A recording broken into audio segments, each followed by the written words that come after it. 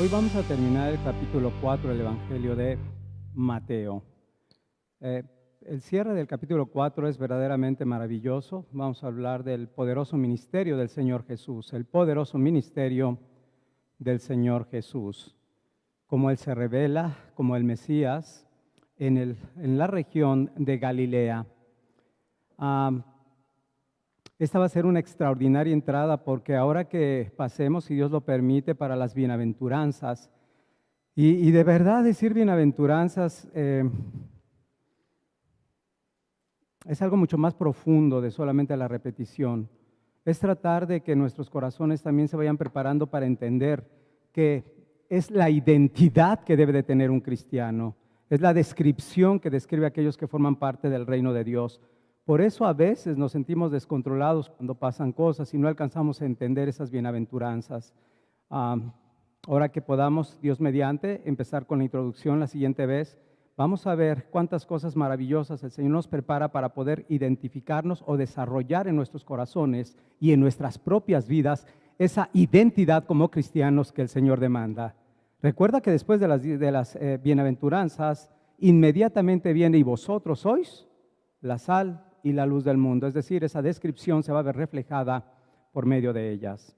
Pero hoy tenemos algo muy bonito que es el poderoso ministerio de nuestro Señor y Salvador. Esto lo vamos a ver en el capítulo 4 del Evangelio de Mateo, particularmente del versículo 23 al 25. Puestos en pie, vamos a leer el pasaje juntos.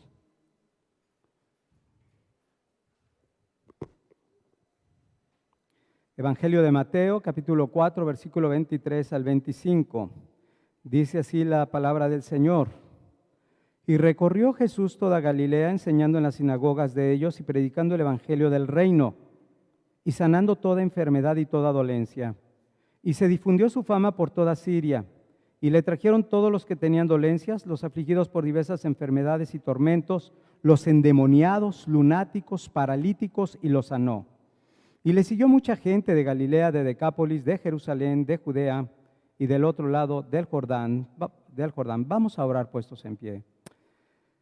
Padre amado, pues te damos primeramente las gracias, Señor, de que nos permites conocer más, Señor, de tu precioso ministerio, Señor. ¿Cómo inicia tu precioso ministerio, Señor? Para poder revelar, Señor, que tú eras el precioso Mesías esperado. Oh Padre, te pedimos que hables, que edifiques nuestros corazones, Señor, que podamos ser fortalecidos por medio de Él, que podamos entender, Señor, el cumplimiento, Señor, de este reino, Señor, que ya se ha establecido, Señor, y que continúa estableciéndose el día de hoy. Oh Padre, qué privilegio nos da, Señor, de poder escuchar tu voz por medio de las Escrituras. Háblanos, Señor, edifica, santifica tu iglesia, Señor. Padre, y aún, Señor, que por medio de este pasaje, Señor, no solo hallemos consolación, sino también los inconversos puedan hallar ese lugar de refugio, Señor, que es en Cristo Jesús. Oh, qué anhelo tan grande, Señor, que puedan entender que tú eres el Mesías, Señor, aquel de quien hablaban los profetas en el Antiguo Testamento y cómo el cumplimiento es perfecto, Señor, y todo es cumplido en ti. Padre, esta revelación, Señor, no la da carne ni sangre, sino tu Espíritu, Señor, abriendo el corazón, Señor, revelando quién es el Mesías, Señor. Obra poderosamente, Señor, en medio de esta tu iglesia local. Esto lo oramos en el nombre de Jesús. Amén. Pues, sentados, por favor. Si todavía se me va algún puntito, me puede alguien decir de repente, puede ser. Si cuando no me enfermé, luego se me iba un punto, pues después de enfermo no soy infalible, soy bien falible. Entonces, de repente, no, ya se nos pasó esto. Muy bien. Primero debemos recordar que en el pasaje anterior Jesús venía andando ¿por dónde? Por el mar de Galilea, por aquel lago de Galilea, y vio en esos momentos a Pedro y a Andrés, sus hermanos, que eran pescadores de hombres. Quizá recordaremos la mayoría de los que estamos aquí. Él les llamó diciendo, venid en pos de mí, que yo os haré pescadores de hombres. Siguió caminando, siguió adelante por ese mismo al lado del mar de Galilea, y después vio también a otros dos hermanos que recordarás, a Jacobo y a Juan su hermano, hijos de Zebedeo, quien dice la Escritura, al instante dejaron la barca y a su padre y se fueron en pos del Señor Jesús. Esta porción del pasaje nos daba una preciosa enseñanza recordando cuál es el costo de seguir a Cristo. Si yo lo analizo desde el punto de vista de un Pedro y un Andrés, bueno, veo que el costo fue en ese momento dejar su trabajo. Y decíamos que es lícito porque era la manera de proveer para los suyos, de proveer para su hogar. En sí mismo era bueno. Pero cuando lo vemos a la luz de lo que era Jacobo y Juan, su hermana, veíamos algo más. Veíamos que no solamente entonces dejaban su trabajo, sino dejaban sus bienes, particularmente hablando de la barca, y a su padre, ¿verdad? Y dejando la barca y a su padre se fueron en pos de el Señor Jesús.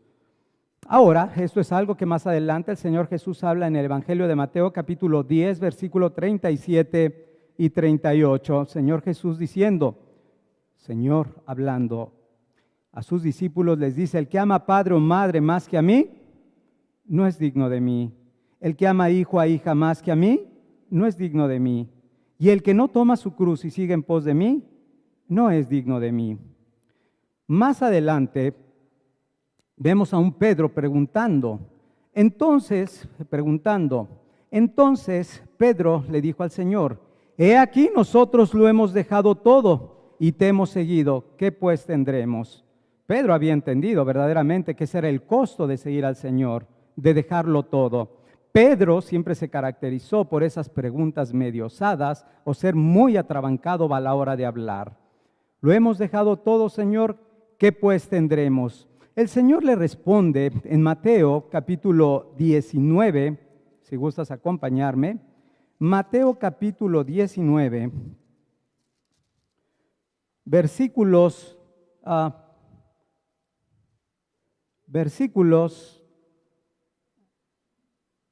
28 y versículo 29. El Señor Jesús le dijo: de cierto os digo que en la regeneración, cuando el Hijo del Hombre se siente en el trono de su gloria, vosotros que me habéis seguido, también os sentaréis sobre 12 tronos para juzgar a las 12 tribus de Israel.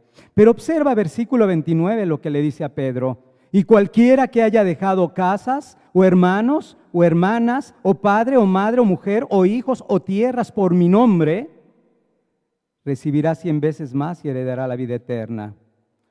Esa fue la respuesta que el Señor Jesús le da a Pedro. Ahora recordemos que el contexto en que Pedro está haciendo la pregunta es la de el joven rico, aquel que dice: Señor, todo lo he guardado desde mi juventud, hablando de todos los mandamientos horizontales que tenían que ver con él, con el prójimo.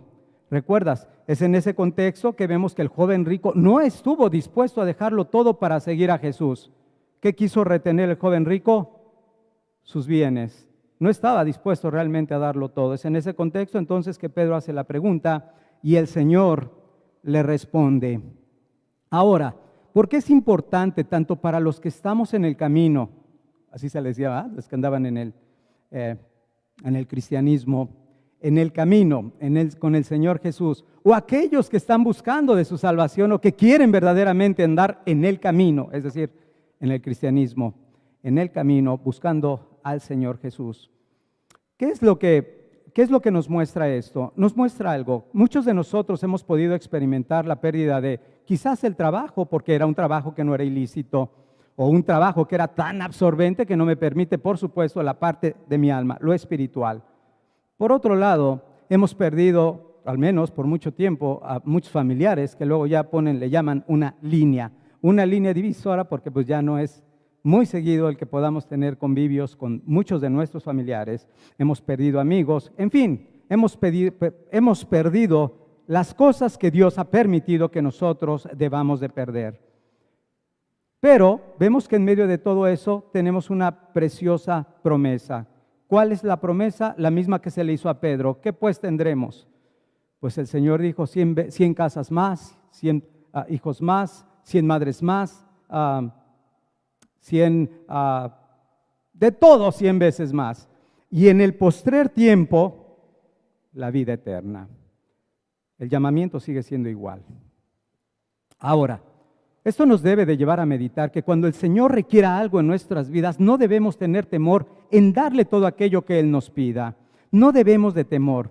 ¿O no acaso dice la Escritura que fiel es el que dijo, no te dejaré ni te desampararé? ¿No lo dijo? ¿No dijo David en alguna ocasión, aunque mi padre y mi madre me dejaren, con todo yo te recogeré, dice el Señor? Y entonces fundamenta las palabras por las cuales yo puedo entregar y consagrar mi vida a un Dios vivo y a un Dios verdadero. Ahora podríamos pensar que este llamamiento, bueno, es el nuevo pacto con el Señor Jesucristo y es lo que Él demanda, ¿no? Sin embargo, no lo podemos ver claramente a lo largo del Antiguo Testamento cuando recordamos el llamado de Moisés. En el llamado de Moisés debemos recordar que dice de acuerdo al libro de Hebreos capítulo 11 que él rehusó llamarse hijo de la hija de Faraón, dice, renunciando a los deleites temporales del pecado y más bien sufrir el vituperio del pueblo de Cristo. Nada nuevo entonces debajo del sol, como diría también Salomón. ¿O qué decir de Abraham en el capítulo 12 cuando lo llama el Señor y le dice, Abraham, deja a tu padre y a tu parentela y ven a la tierra que yo te mostraré? Vemos entonces que el llamado sigue siendo exactamente el mismo. Y bueno, si queremos ver un llamado integral, precioso también, como esos mismos, recordar el llamado del apóstol Pablo. Pablo dice en Filipenses 3, versículo 8, y ciertamente aún estimo todas las cosas como pérdida por la excelencia del conocimiento de Cristo Jesús, mi Señor, por amor del cual lo he perdido todo y lo tengo por basura para ganar a Cristo. Ese es el llamado o el costo del llamado de seguir al Señor Jesús. Pero hay algo más que Pedro debería recordar. Pedro debería recordar algo, que era necesario tomar su cruz. Es decir, ¿qué significa esto de tomar la cruz? Debemos de estar dispuestos. Yo no puedo renunciar, yo no puedo evitar lo que dice la Escritura, aunque suene pesado, aunque suene exagerado, pero dice ahí, el que tome su cruz, el que no tome su cruz y me siga, no puede ser mi discípulo. Eso quiere decir, cueste lo que cueste seguir a Cristo, incluyendo ¿qué? La propia muerte, así dice la Escritura. O sea, tenemos que darlo todo por causa de Él. Y eso es lo que hicieron muchos de la iglesia temprana, estar dispuesto a darlo todo por Él. Ahora, en el caso de Pedro, el Señor le dice en Juan capítulo 21, si quieres acompañarme también, Juan capítulo 21, versículo 18, le dice,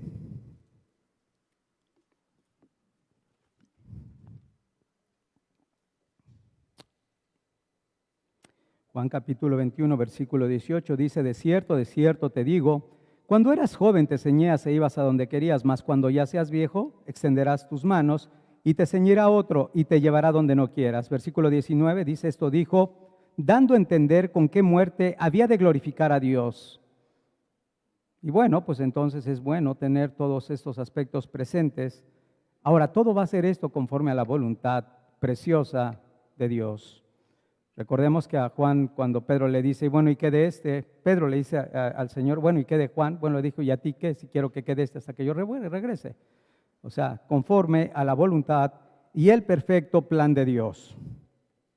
Entonces vemos que después de llamar a sus primeros discípulos, de comenzar su ministerio en Capernaum, y ya habíamos dicho que Capernaum era como el centro de operaciones donde iba el Señor Jesús a iniciar su ministerio, Jesús el gran rey ahora continúa estableciendo el reino de los cielos. Mateo, en estos versículos, en este pasaje que ahora hemos leído, nos hace un resumen del ministerio del Señor Jesús. Nos quiere mostrar que ahora Jesús está mostrando como el Mesías, como el Rey, como lo hemos comentado, como el Rey esperado. ¿Y cómo lo está mostrando de acuerdo al pasaje? A través de sus enseñanzas, lo hemos leído, de sus predicaciones y a través de sus poderosas obras. Con este pequeño resumen nos muestra el amplio alcance que tuvo el ministerio del Señor Jesucristo.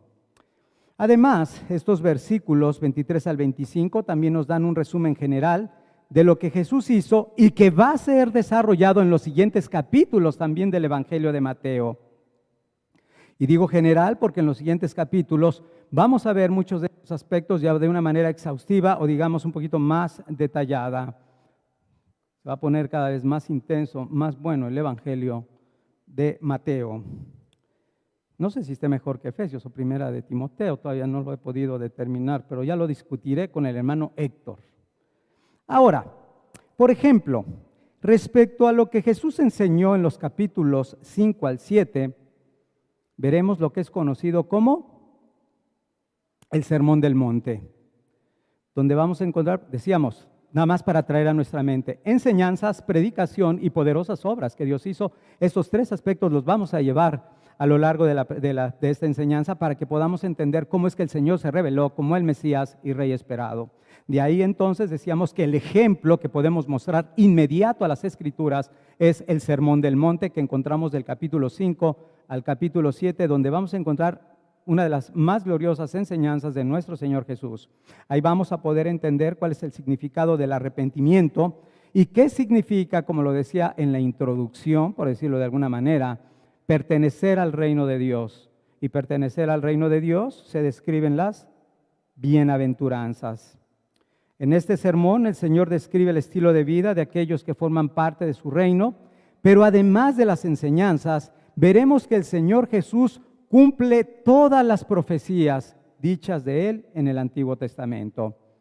Y además veremos que cumple también la profecía específica del profeta Isaías, del capítulo 53, versículo 1, donde dice que Él ciertamente llevó nuestras enfermedades y sufrió nuestros dolores, como lo veremos más ampliamente en los capítulos 8 y 9 de este mismo evangelio. Nuestro pasaje inicia diciendo, versículo 23.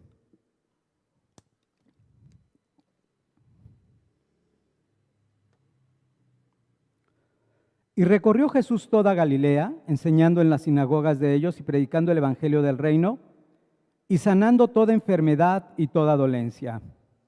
Entonces, repito, la forma que podemos ver en este pasaje en la que el Señor Jesús está revelando que Él es el Mesías es enseñanza, predicación y por esas poderosas obras de sanación.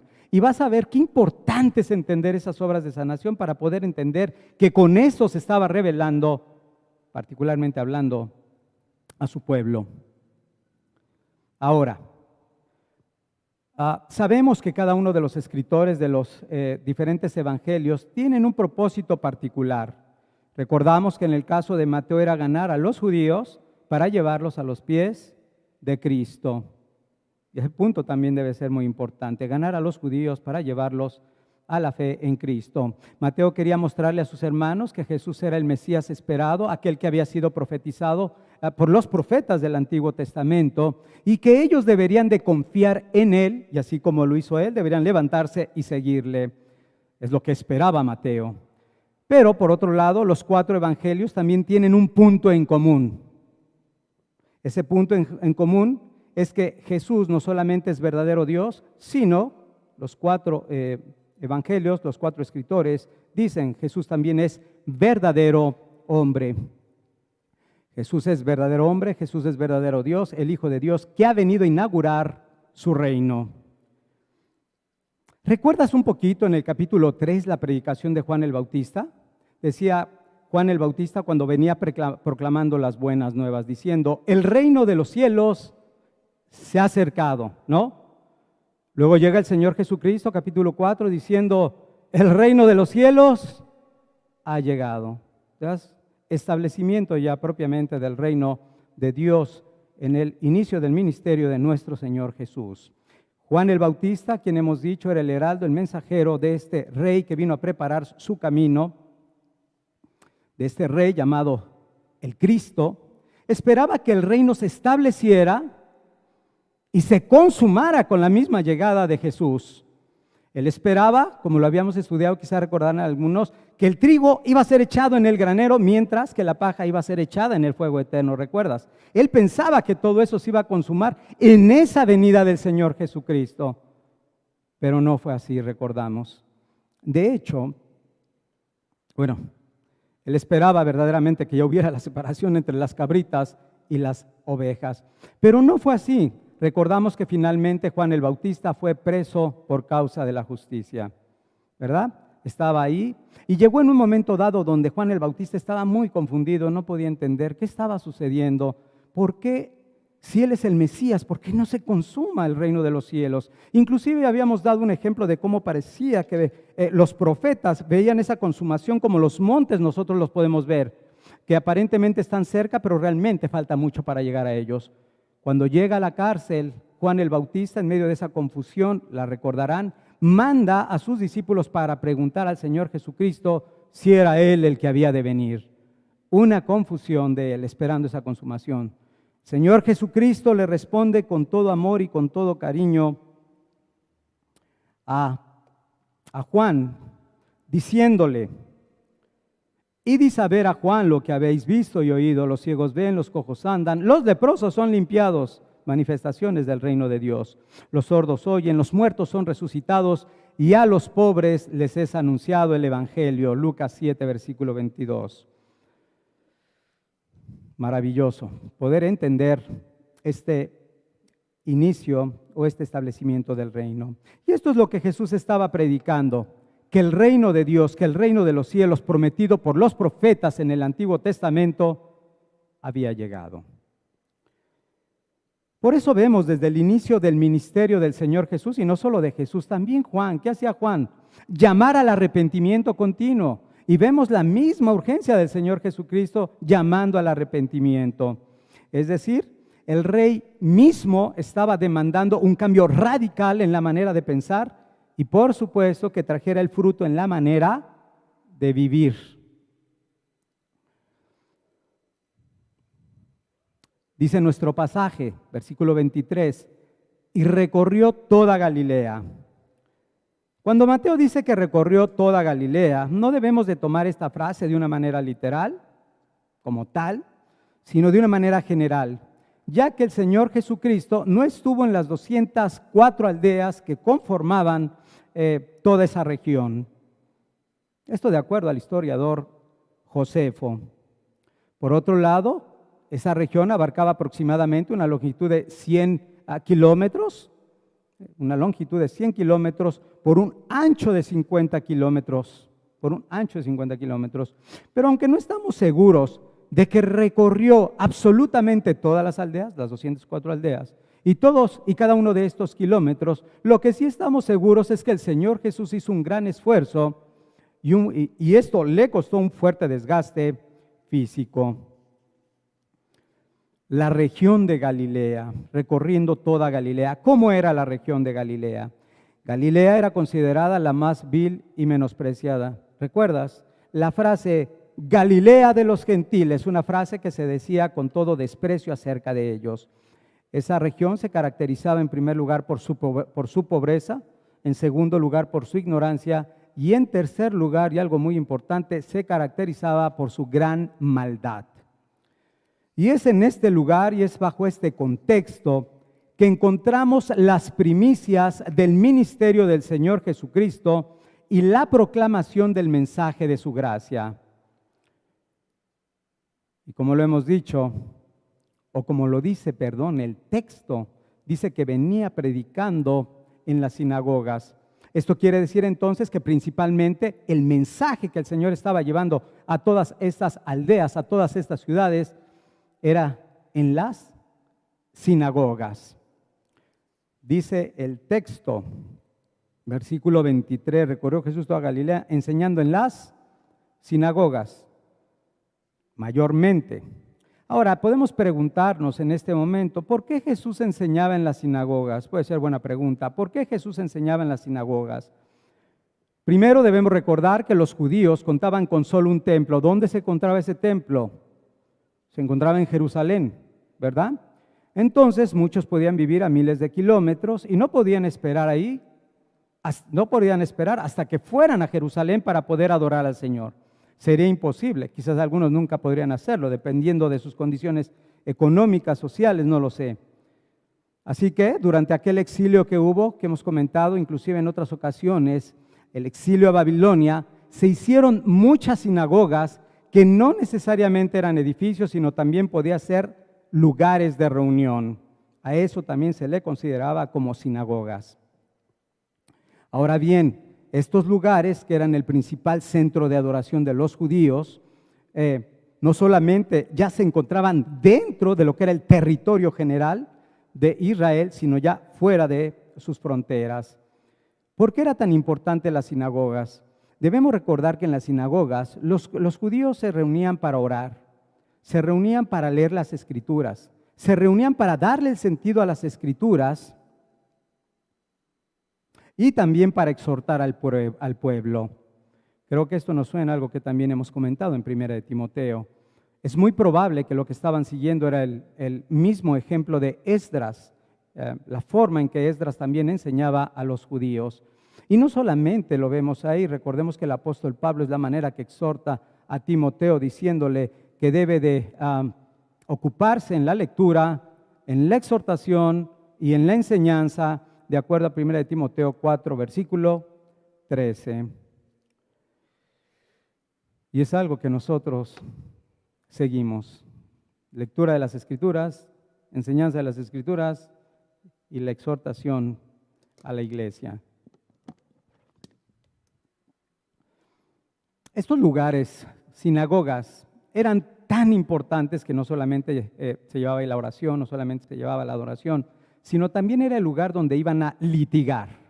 Recordemos que los líderes eran los levitas, por decirlo de alguna manera, o los que eran los supervisores, eran los encargados también de juzgar en medio de Israel. Se litigaba ahí, se le daba la instrucción a los niños e inclusive se daba la teología para los adultos. Eran lugares sumamente importantes para los judíos. Es en estas sinagogas que tú recordarás que también dice la Escritura, de acuerdo al Evangelio de Lucas, que el Señor Jesús venía predicando el mensaje del Evangelio. En Lucas 4, 16 al 18, no vamos a ir ahí, pero recordemos que es el lugar donde dice, o se le da, el maestro le da las Escrituras para que él dice que hay el lugar donde estaba escrito: el Espíritu de Dios ha venido sobre mí por cuanto me ha ungido para dar las buenas nuevas. Entonces, el Señor Jesús mayormente compartió su mensaje en las Escrituras, en las sinagogas. Ahora, pero hay otra razón por la cual Jesús también predicó o llevaba el mensaje a las sinagogas. Debemos recordar entonces que era el lugar adecuado donde Jesús iba a encontrar a las ovejas perdidas de Israel, aquellos que eran los herederos de los diferentes pactos de la promesa, aquellos que se decían hijos de Abraham. O sea, el Señor Jesús, en su gran sabiduría, sabía dónde iban a estar, y que veremos más adelante fue lo que encargó a sus apóstoles. Ahora, pero estos hijos de Abraham, o que se llamaban a sí mismos hijos de Abraham, necesitaban entender también el mensaje del Evangelio. Ellos necesitaban entender que a menos que nacieran de nuevo, no iban a poder ver el reino de los cielos. A menos que nacieran de nuevo, no podrán ver el reino de los cielos. A menos que su justicia fuera mayor que la de los escribas y de los fariseos, no iban a ver el reino de los cielos. No iban a poder entrar. Así que las buenas nuevas eran en primer lugar para los judíos. Eran para ellos. Y ahora decía yo que era la misma instrucción que recordaremos le dio al Señor, le dio a sus apóstoles, ¿recuerdas? Dice Mateo 10, versículos 5 y 6.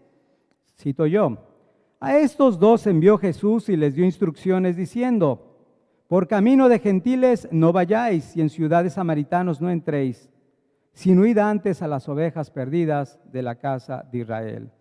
La misma preocupación inicial de llamarlos a ellos. Pero nuestro texto continúa diciendo: sanando toda enfermedad. Así como lo hemos explicado ya de manera muy sencilla lo que significaba toda Galilea, ya vimos que no es toda Galilea, literalmente, de la misma manera vamos a tratar de explicarlo esto. Mateo dice, o lo que está diciendo, es que Jesús sanó toda, cuando dice que sanó toda enfermedad, significa que sanó todo tipo de enfermedad. Esto no significa tampoco que todos los enfermos de ese tiempo fueron sanados, no. Lo que quiere decir es que fueron sanados todos los enfermos con todas las enfermedades que llevaban al Señor Jesús. Todos ellos fueron sanados. Dice el versículo 23, termina diciendo: sanando toda enfermedad y toda dolencia al pueblo. Y cuando dice el pueblo, Por supuesto, inicialmente se refiere al pueblo de Israel.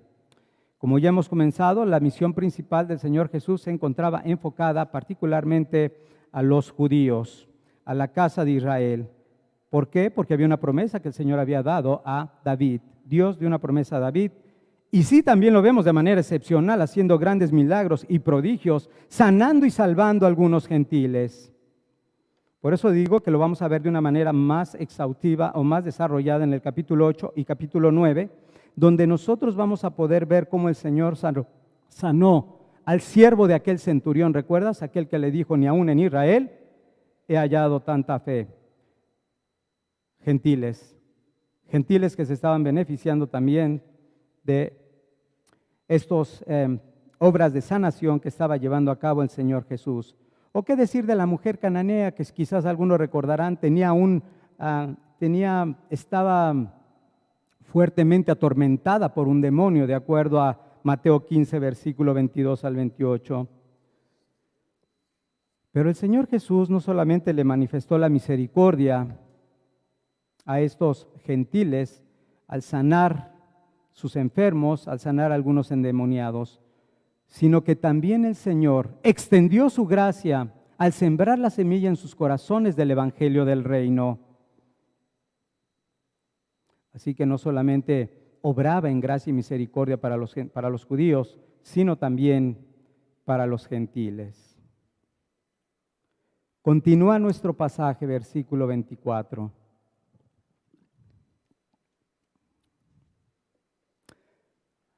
Dice la Escritura, y se difundió su fama por toda Siria. Le trajeron todos los que tenían dolencias, los afligidos por diversas enfermedades y tormentos, los endemoniados, lunáticos, paralíticos, y los sanó. Decíamos que aunque el ministerio inicial del Señor Jesús era para la casa de Israel, para los israelitas, para los judíos, había escogido una región muy particular. ¿Recuerdas cuando decimos de Capernaum? Un centro de operaciones muy especial donde él sabía que era más fácil expandir su mensaje. Era más fácil y llegaba gente de muchos lugares, de todas partes. Y aquí vemos que su fama entonces se empieza a extender, dice el texto, por toda Siria. En otras palabras, ya eran personas que se encontraban fuera de las fronteras de Israel. Todos estos hombres ahora empezaron a escuchar de un hombre que estaba sanando enfermos, sanaba toda dolencia, sanaba a los paralíticos, a los atormentados, a los lunáticos, paralíticos, decía, y los sanaba. Entonces se empiezan a enterar acerca de la fama de este hombre y muchos entonces deciden ir a él o llevar a alguno de sus familiares o de sus amigos. ¿Para qué? Para que fueran sanados por este hombre. Ahora, debemos de considerar algo también para poder entender por qué estaban impactados. Por un lado, la gente que formaba parte de que estaba dentro de las fronteras de Israel, pero ahora fuera de las fronteras de Israel. Venía sanando toda enfermedad y toda dolencia, si lo podemos resumir de manera general. ¿Por qué era tan impactante? Porque debemos recordar que en aquella época cualquier persona pudiera morir solamente por una infección. Una infección podía llevar a la muerte a cualquier persona.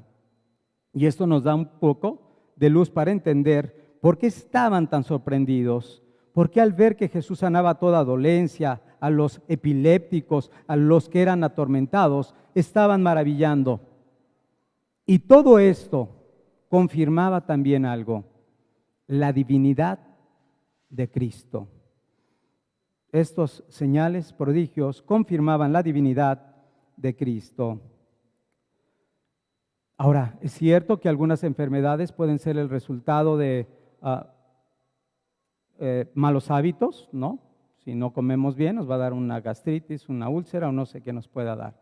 También las enfermedades pueden ser la consecuencia de algún pecado, como puede ser, si bebes mucho, pues bueno, va a dar se va a dañar el hígado o algunos otros órganos. Si fumas, si te drogas, cualquier pecado puede generar en un momento dado también algún tipo de enfermedad. La misma amargura puede producir enfermedades, ¿no? Quita su vida a los poseedores. Entonces, o pudiera ser, inclusive, no por un pecado que haya enfermedad, como aquel ciego de nacimiento que había sido sanado por el Señor Jesús. Entonces pudo haber habido todo este tipo de enfermos. Ahora, no lo sabemos, pero lo que sí es seguro es que esas enfermedades y dolencias que ellos experimentaban eran el resultado de vivir en un mundo caído como consecuencia del pecado. Eso sí era alguna realidad para todos. Así que cuando Jesús estaba sanando todo tipo de enfermedad, estaba dando implícitamente un gran mensaje. ¿Cuál mensaje? Que el reino de los cielos había venido para revertir los efectos del pecado. El reino de los cielos había venido para revertir los efectos del pecado. Que el Rey Jesús venía para traer salvación y liberación del pecado y también de sus consecuencias. Por eso era muy importante que nosotros lo podamos entender y ver por qué su fama se había extendido tanto por todas las regiones. En otras palabras, el reino de Dios implicaba también poner fin a todas las maldiciones que había traído consigo el mismo pecado, incluyendo, como ahora lo vemos, la enfermedad y la muerte. Así que cuando una persona veía a Jesús que sanaba a los enfermos, no solamente debería de pensar en Jesús como un buen doctor que me iba a resolver un problema, no solamente debería verlo como alguien que hacía grandes milagros y prodigios, sino también debería verlo como aquel que tenía el poder para perdonar sus pecados, que era la causa que había traído finalmente todo dolor y llanto en este mundo. En el Salmo 103, versículo 2 y 3, podemos ver la relación que hay entre el pecado y las dolencias. Salmo 103, versículo 2 y versículo 3.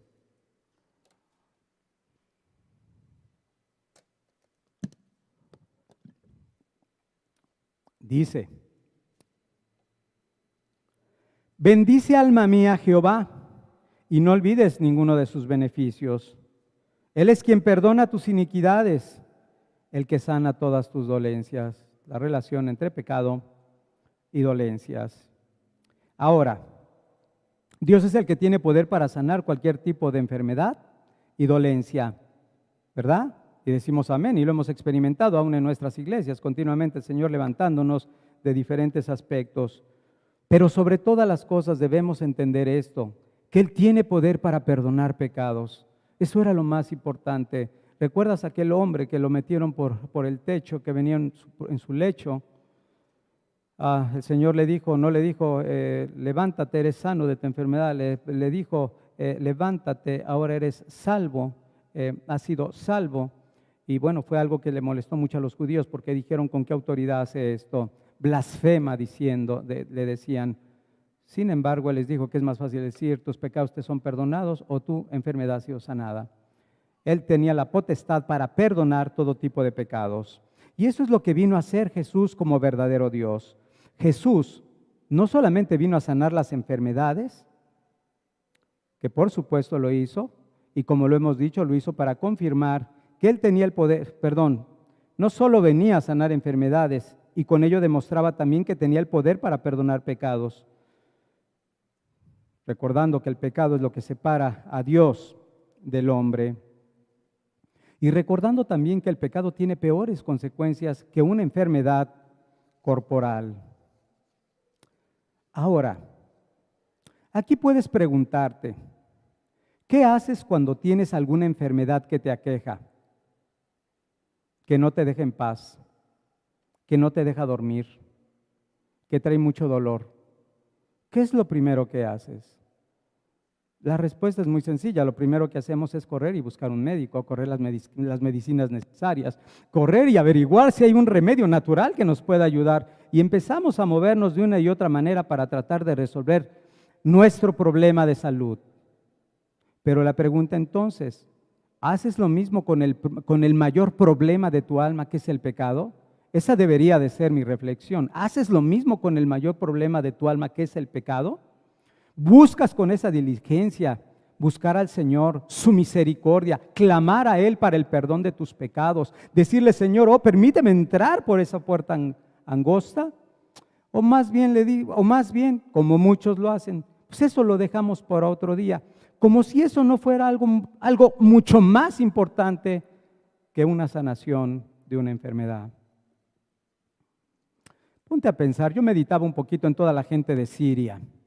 Yo decía, imagínate, se empezaron a enterar que Jesús, no, ellos todavía no entendían que Él era Dios mismo hecho carne, pero que había un hombre que estaba sanando toda enfermedad, toda dolencia.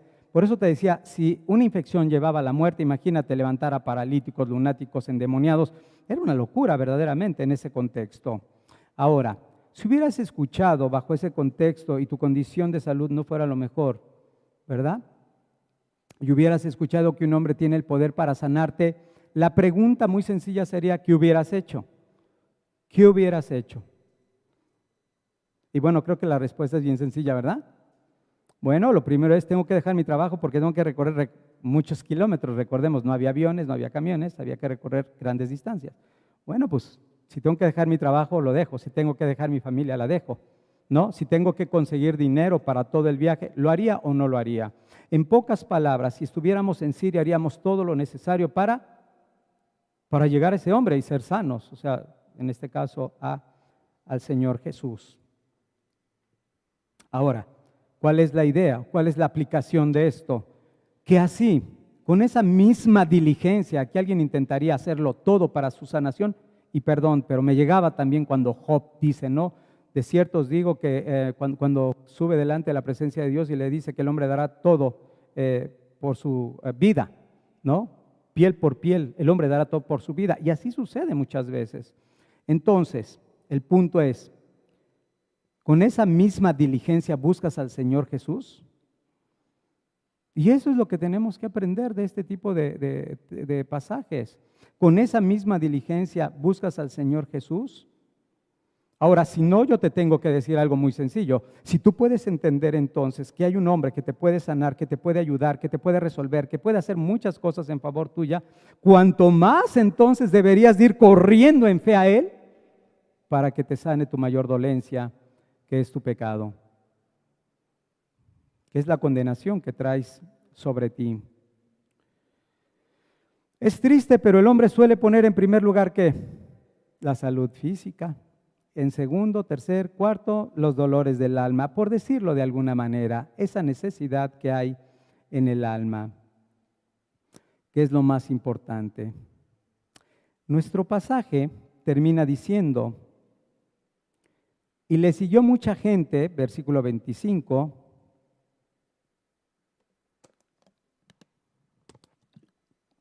Mateo capítulo 4, versículo 25, y le siguió mucha gente de Galilea, de Decápolis, de Jerusalén, de Judea y del otro lado del Jordán.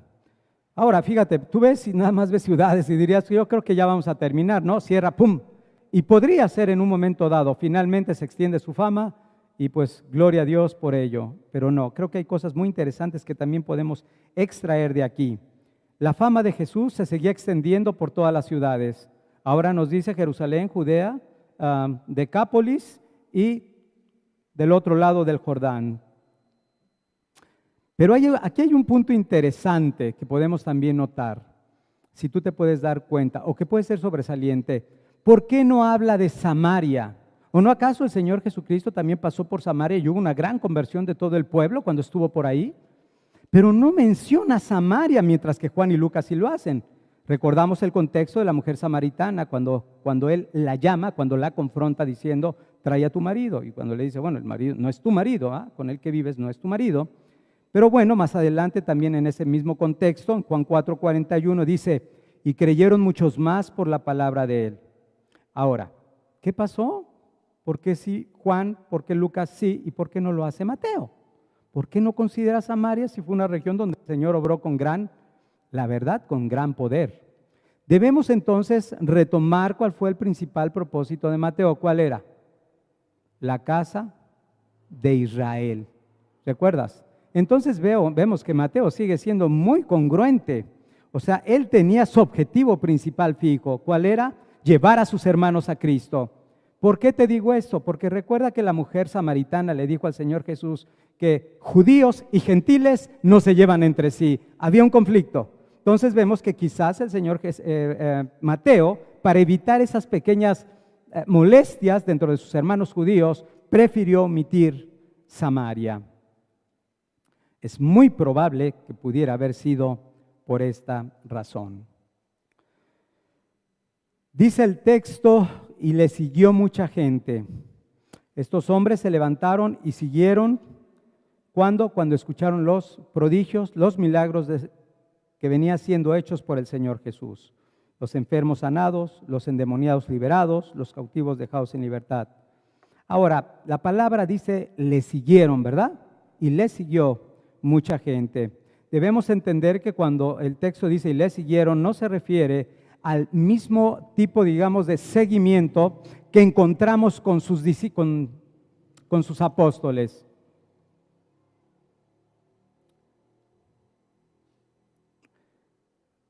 No es el mismo tipo de llamado. El versículo siguiente, que es el capítulo 5, versículo 1, vamos a ver que va a haber una distinción muy clara entre las multitudes que siguieron a Jesús y los discípulos que vinieron a Él para ser ministrados por medio de la palabra. Mateo 5:1 dice, viendo a la multitud, muchos de los que le habían seguido, de todas estas ciudades y lugares que hemos mencionado, dice, subió al monte y sentándose vinieron a Él sus discípulos. Distinción, multitud con los discípulos. Así que no se está refiriendo a ese tipo de llamado. Ahora, lo que sí quiere decir este texto, de viendo a la multitud, subió al monte, sentándose, vinieron a Él sus discípulos, lo que sí quiere decir es que las multitudes venían a Jesús porque su fama se había extendido por todos estos lugares, por todas sus ciudades. La fama del Señor Jesús seguía creciendo. Por una u otra razón, muchos venían a Jesús. Unos quizás venían buscando sanidad, otros venían buscando el bien de sus almas. Quizás algunos venían a tratar de escuchar las enseñanzas del Señor Jesús. ¿Qué doctrina es la que trae este maestro? Y quizás muchos otros, como en el caso del Juan el Bautista, solamente iban por pura curiosidad. ¿Qué está sucediendo? ¿Por qué las multitudes van allá? Y iban también ellos. Ahora, lo que hemos venido hablando también es que el Señor Jesús muestra su compasión al recibir a todas estas personas. Dice J.C. Ryle, cito sus palabras, no rechazó a ninguno de cuantos se acercaron a Él, no repudió a ninguno por muy repugnante o enfermizo que fuera su estado. Fin de la cita. Amado amigo que estás aquí, esto debería de ser de gran ánimo para tu propia vida.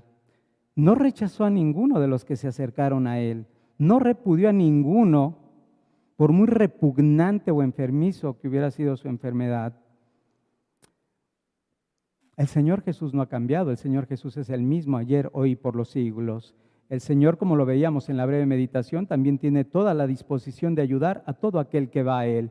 Esto me traía a mi mente un precioso salmo, Salmo 50, versículo 15, que dice, clama a mí en la angustia, te libraré y tú me honrarás. Clama a mí en la angustia, te libraré y tú me honrarás. El Señor está dispuesto a salvar y como lo hemos dicho, Él es el mismo de ayer, hoy y por los siglos. La Escritura es clara y dice, su brazo no se ha cortado para salvar y su oído no se ha agravado para oír. No ha dejado de escuchar de una manera más sencilla. Así que no importa cuán repugnantes también puedan ser tus pecados o cuán terrible y miserable haya sido tu manera de vida. Debemos recordar, los peores casos eran traídos al Señor Jesús y dice, y todos eran sanados. Si tú vienes a Cristo arrepentido, no queriendo volver verdaderamente a esa forma de vivir, clama delante de Él. Si tú pones tu confianza plenamente en Él, el Señor, así como sanó a todos estos hombres, el Señor puede perdonar tus pecados y ser salvo. Y experimentar verdaderamente la libertad, pero no de una enfermedad, la libertad absoluta que trae la revelación del Evangelio en el corazón. Así que, amigo que estás aquí, Jesús el Rey y me sigas, debes de ver que sigue haciendo grandes milagros y prodigios en medio de su tierra. Hemos dicho, la presencia de Dios es muy especial en medio de su tierra, de su iglesia. Y es muy especial, como lo hemos dicho, en medio de su iglesia en el día del Señor, ¿verdad? Obrando grandes milagros y prodigios. Ahora, yo sí tenemos grandes testimonios de las obras que Dios ha hecho en medio de la iglesia, de diferentes tipos. Pero ¿sabes cuál es la mayor obra que el Señor Jesús sigue haciendo? ¿Cuál es la mayor obra que el Señor Jesús sigue haciendo en medio de su iglesia? ¿Sabes cuál es? No es la sanación de algún hombre que pudiera tener 15 días de vida. No es tampoco el que te da el mejor trabajo después de tener 7 años de no trabajar. No. La más grande obra que el Señor sigue haciendo en medio de su iglesia es salvar a los más viles pecadores y transformarlos en hombres santos, hombres piadosos, hombres que temen a Dios, hombres que buscan obedecer y honrar a Dios. Eso es lo que produce, ese es el mayor milagro que puede existir. Por eso los familiares se quedan atónitos de ver al alcohólico, de ver al grosero, al fornicario, transformado en una nueva vida, transformado por el poder de Dios.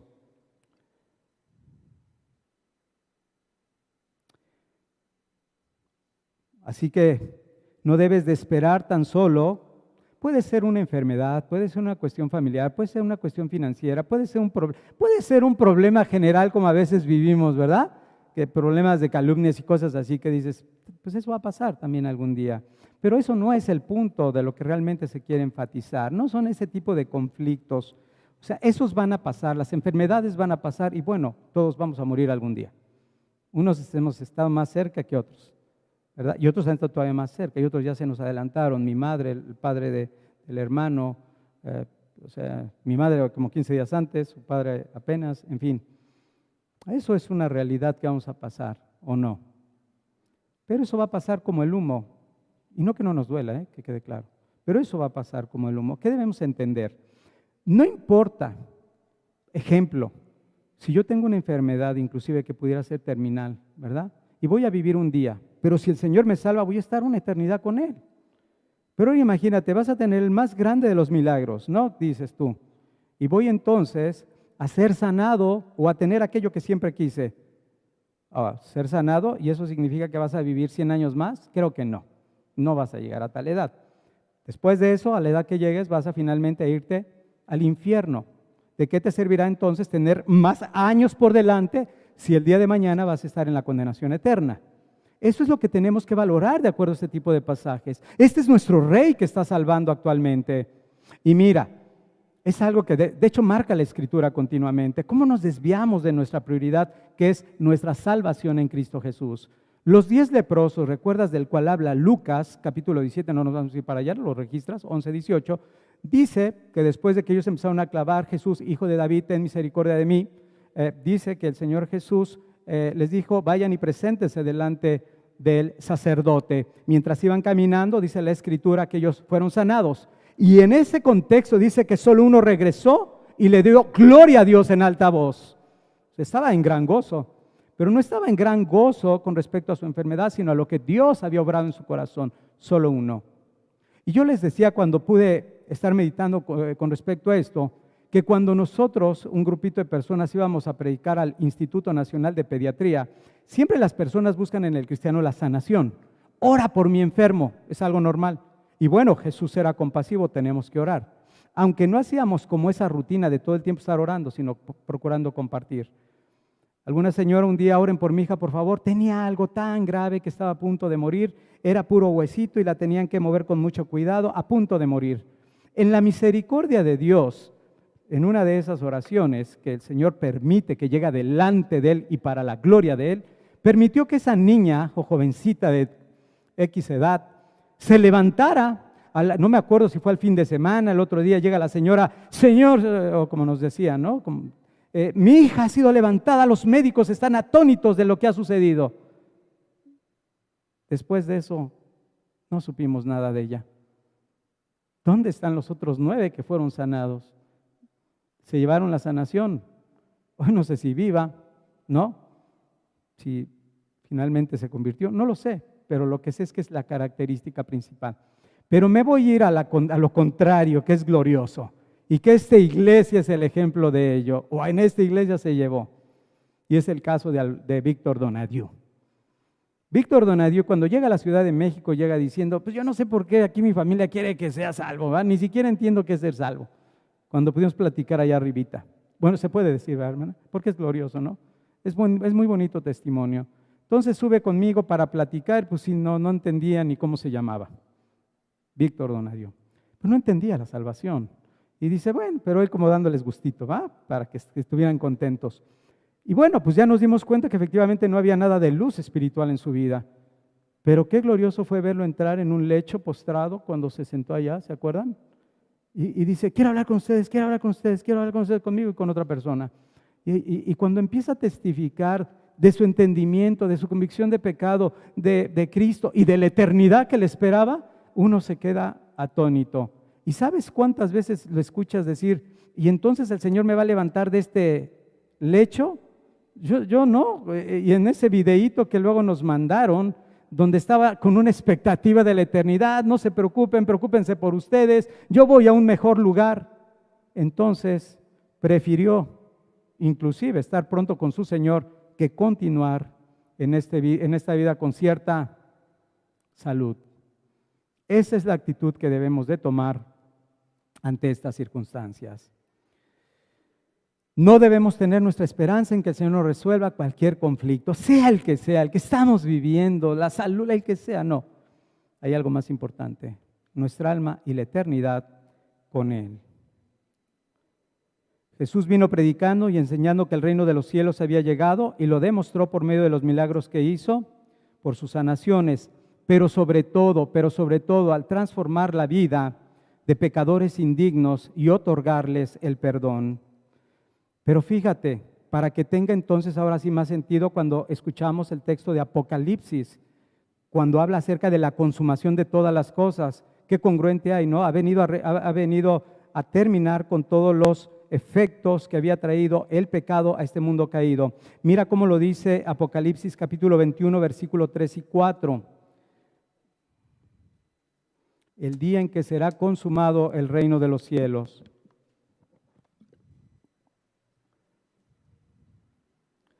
Dice,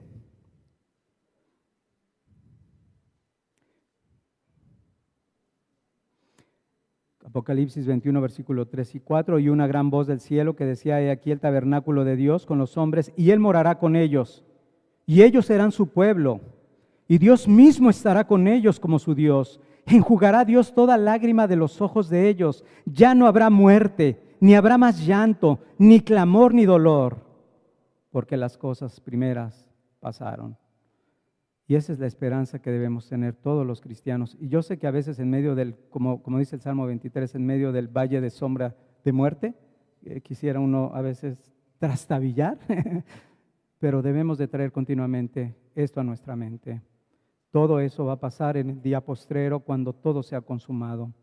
En aquel día el reino de Dios será consumado, viviremos eternamente con nuestro Cristo y toda maldición que había traído el pecado será desechada.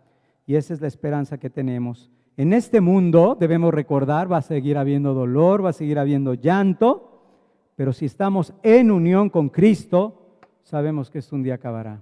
Va a acabar, ¿no? Hoy en día muchos ya están en la gloriosa presencia de nuestro Señor y Salvador. Así que demos gracias al Señor, a nuestro Dios, a nuestro Cristo, por tan grande salvación. Ojo, no nos ha librado de las aflicciones actuales. Vamos a seguir teniendo, vamos a seguir padeciendo, vamos a tener que seguir padeciendo algunas persecuciones y situaciones que quisiera la carne no vivir. Sin embargo, el Señor nos ha librado del dolor y del llanto eternos. No de los temporales que van a terminar, no de los temporales que son como la niebla, que ahorita la ves y mañana ya no la ves. Vamos a ir pasando. Yo recuerdo que hace un mes estaba ya pasó. Yo recuerdo que hace 15 días ya pasó. Sí, y todas esas cosas van a ser como la nube, como la neblina. Van a pasar. Y pues nos da el Señor la promesa de la vida eterna en total plenitud con Él. Y todo eso lo compró el Señor Jesús a gran precio, a precio de sangre, al morir en la cruz, y es ahora lo que nosotros vamos a recordar por medio de la Santa Cena. Oremos al Señor para que la bendiga, para que esté Cristo, el Cristo precioso y resucitado en medio de nosotros, por medio de su Espíritu. Padre, te bendecimos, Señor, y te exaltamos porque es cierto, Señor, las cosas primeras van a pasar, Señor. Padre, a veces vivimos en la carne, Señor, vivimos viéndonos a nosotros mismos, vivimos con las preocupaciones, Señor, vivimos con las ansiedades, vivimos con los conflictos, vivimos, Señor, con las enfermedades, vivimos, Señor, viéndonos a nosotros mismos, ensimismados, Señor. Padre, ayúdanos, Señor, como dice tu palabra en Hebreos capítulo 12, Señor, puesta la mirada, Señor, en Cristo Jesús, autor y consumador de la fe, Señor. Ayúdanos a perseverar, Señor, a entender que todas las cosas van a pasar tarde que temprano y que algún día sí estaremos eternamente contigo, Señor. Padre, nos has dado ya las primicias, Señor, de toda bendición, Señor, en lugares celestiales. Nuestra vida transformada, el Espíritu de Dios, Señor, sosteniéndonos hasta el día de hoy, manteniendo una iglesia sólida, Señor. Y aún después de eso vienen las confusiones, y aún después le vinieron a Juan el Bautista. Aún después de eso vienen, Señor, las incredulidades. Ayúdanos para no tenerlas, Señor. Aumenta nuestra fe para poder perseverar en ella, Señor. Ayúdanos, Señor, a esperar ese día, Señor, en que estemos eternamente contigo, que ya no habrá más llanto, no habrá más dolor, no habrá más muerte, Señor. Va a haber un gozo real, Señor, pero no solamente por la vida eterna, sino porque estaremos contigo, Señor, disfrutando de ti, Señor, en plenitud de gozo. Padre, abre el entendimiento de tu iglesia, Señor, a una eternidad más clara, Señor. Ayúdanos a ser menos terrenales, Señor, como lo intentaba, Señor, como lo dejaste para los levitas, Señor, dejándolos como ejemplo, Señor, para que vean lo eterno, para que te vean a ti continuamente, para que vean a Cristo, Señor. Ayúdanos, Señor, y aún oramos, Señor, para que aquellos que no están en Cristo, Señor, puedan correr, Señor, puedan entender, Señor, que lo más valioso que pueden tener en este mundo no es un buen trabajo, Señor, no es mantener la salud, no es tenerlo todo en términos generales como el mundo lo hace, Señor. Es conocerte a ti, Señor, al único Dios verdadero y a Jesucristo a quien tú has enviado, Señor. Padre, eso sí es lo eterno, eso sí es lo real, Señor. Obra, Señor, revelándoles en el corazón ese precioso sacrificio en la cruz, Señor. Que puedan ver que el costo fue tan caro, Señor, que fue tu mismo Hijo, Señor, quien fue nuestro sustituto ahí, Señor. Que Él tuvo que pagar lo que Él no hizo, Señor. Morir por miserables pecadores, Señor, cuando Él fue sin pecado, Señor. Oramos, Señor, para que la revelación de tu evangelio sea en ellos, Señor. Y bendícenos en este segundo sacramento, Señor, en esta segunda ordenanza, Señor. Padre, pedimos de tu Espíritu, Señor. Padre, fortalece nuestro ser interior, Señor. Síguenos ayudando, Señor, a perseverar hasta el fin, como lo has prometido, aún por medio de este medio de gracia. Lo oramos en el nombre de Jesús. Amén.